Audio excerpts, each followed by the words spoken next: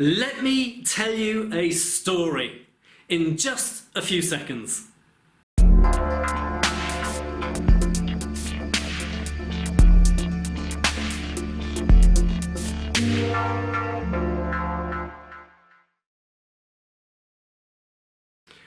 Welcome to this express introduction, and today, storytelling in business. Why storytelling? Well, because it has been the principal means by which we have taught one another from the beginning of time.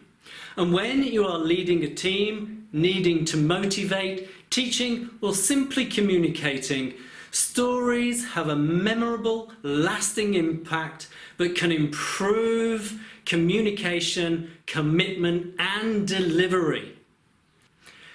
And so, the story. Well, I used to live a long time ago by a river, where my garden went down to the river edge. Then there were about 3 houses, and then a beautiful forest where I lived. Well, one morning, I was looking out of the kitchen window, and I saw a horse, fully saddled, ready to ride, eating my freshly planted roses. Well, I wondered where the horse had come from and how it got into my garden. Well, as it happened, there was a bit of a gap between the fence and the end of the river, and the horse must have been able to walk by the river and get into my garden, see my roses, decided to have a snack. Well, I knew a little bit about horses, so I decided to see if I could find where the horse had come from.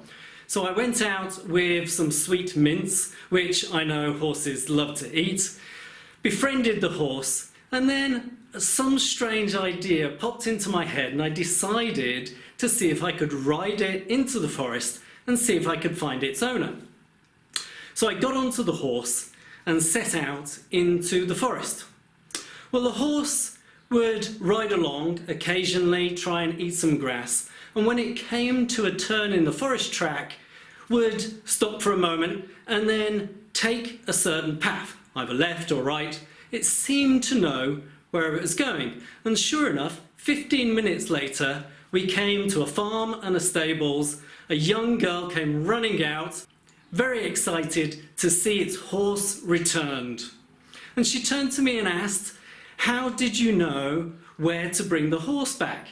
And I replied by saying, I didn't know where the horse lived, but I knew that the horse did. All I had to do was keep the horse on the road and moving forward. And I find that a fantastic analogy for project management. If you have the right people that know what they're doing, all you have to do is motivate them and occasionally pull them back onto the path. And that's a great example of using stories in business.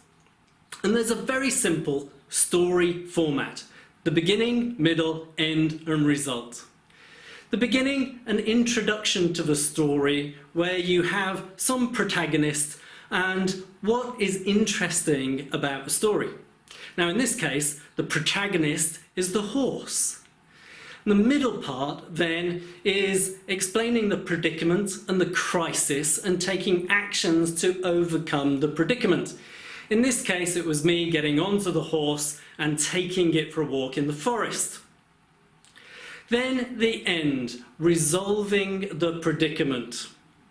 And then finally, the result. This is relating the story then back into the business context and what it really means for the people who you are communicating to.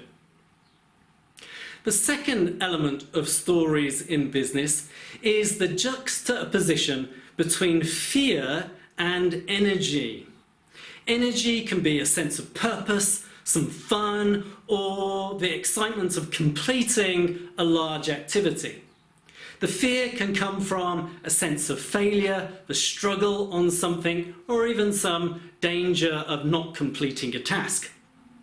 So take a moment to think about what a good day looks like and what potentially a bad day looks like. And this gives you the picture of the energy and the fear.